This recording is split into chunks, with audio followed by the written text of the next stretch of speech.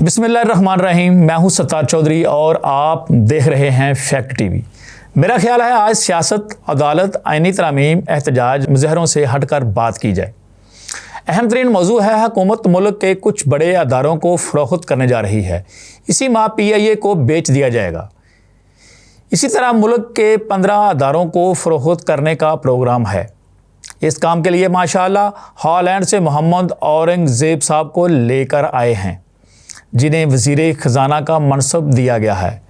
उनको टारगेट दिया गया है कि पाकिस्तान के अदारों को फ़रोख्त कर दें।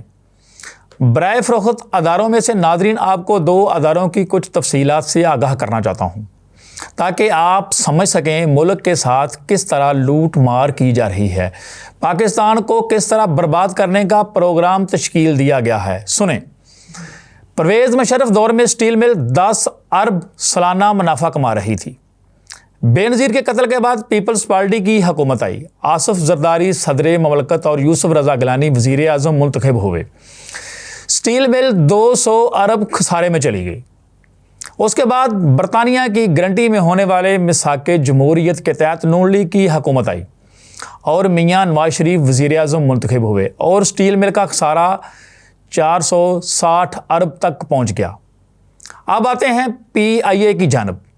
90 की दहाई में जब air vice marshal Farooq Umar कौमी अदारे की क़यादत कर रहे थे, इस दौर में PIA ना सिर्फ नए रूट हासिल किए बल्कि अदारा इंतहाई मुनाफा बख्श बन गया। उनके दौर के आखिरी सिर्फ 6 माह में PIA ने 55 मिलियन अरब से ज़्यादा का मुनाफा कमाया। मुशर्रफ के दौर में कौमी एयरलाइन पैसे कमा रही थी। 2004 में 2300 मिलियन अरब से ज़्यादा मुनाफा कमाया गया। इसके बाद फिर पीपल्स पार्टी और उसके बाद नून लीग का दौर शुरू हुआ।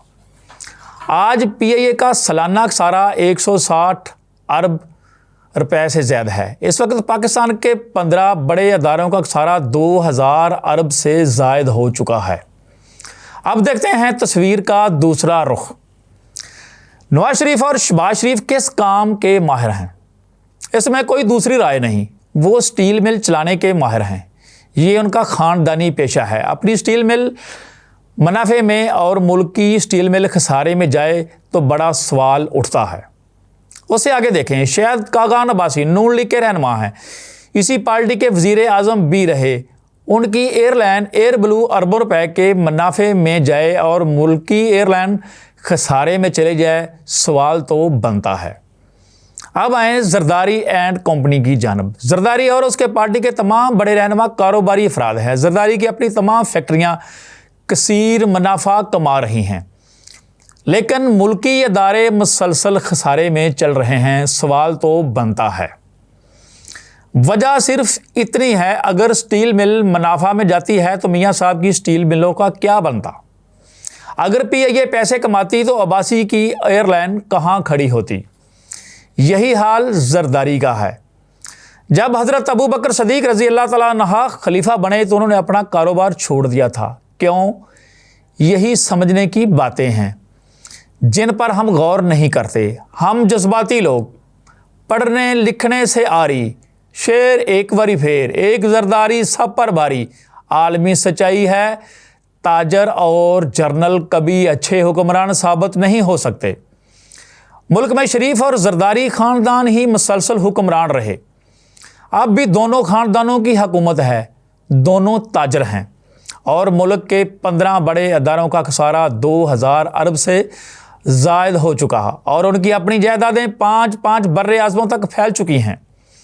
अब देखते हैं तस्वीर का तीसरा रुख। पार्लियामेंट भी एक अदारा है। कौमी असम्बली में अरकान की तादाद 342, फ़ी रुकन सिर्फ तनहा है 3 लाख रुपए। सेनेट में अरकान की तादाद है 104, फ़ी सेनेटर तनहा है 4 लाख।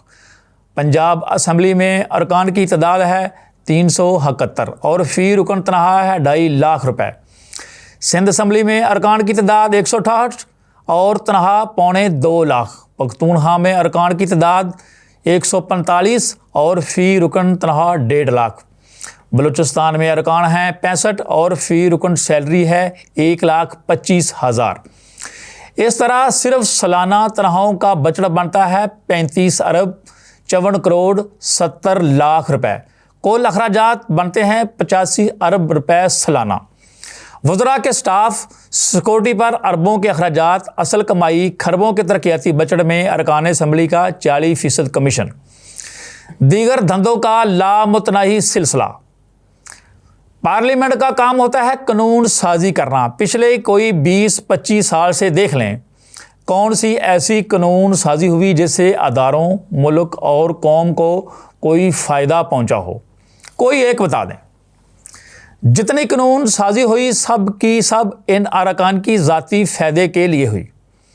करप्शन को तहफ़्फ़ुज़, केसेस ख़त्म करने, रिलीफ हासिल करने, ब्लैक मनी को वाइट करना, ज़ाती फैक्ट्रियों, ज़ाती अदारों की मंजूरी हासिल करना, अपने ख़ानदानों को फ़ायदे पहुँचाने के अलावा कोई कानून साजी नहीं हुई। मेरिट और म्यार को देखा जाए तो मुल्क का सबसे जो बड़ा अदारा खसारे में जा रहा है वो है पार्लियामेंट। हुकूमत अब क्या करने जा रही है? हॉलैंड से बंदा मंगवाया है, वो हमारे इदारों को फ़रोख्त कर दें। अब वो इस पर काम कर रहे हैं। सबसे पहले PIA को फ़रोख्त किया जा रहा है। उम्मीद है कि इसी माह फ़रोख्त कर दिया जाएगा। इसके बाद एक एक करके तमाम अदारे फ़रोख्त कर दिए जाएंगे। मतलब अब हमने घर के सामान की नीलामी लगा दी है। आदमी घर का सामान कब फ़रोख्त करता है? नंबर 1, जब आदमी घर छोड़कर किसी दूसरे मुल्क मुंतकिल हो रहा हो। नंबर 2, जब आदमी के पास कुछ ना रहे, भूख से मरने लगे तो घर का सामान फ़रोख्त करता है। जैसे नशई के पास जब नशा हासिल करने के लिए तमाम ज़राए ख़त्म हो जाएं, वो घर का सामान फ़रोख्त करना शुरू कर देता है। चलो, अगर हमने अदारे फ़रोख्त करने का तहैया कर ही लिया है तो पहले सबसे बड़े खसारे में चलने वाले अदारे पार्लियामेंट को फ़रोख्त किया जाए। मेरे ख्याल में पार्लियामेंट को फ़रोख्त करने से बाकी खसारे में चलने वाले 15 अदारे बच जाएंगे। ये मेरी गारंटी है। आज के लिए इतना ही। अगले व्लॉग तक इजाज़त दीजिए। अल्लाह हाफिज़।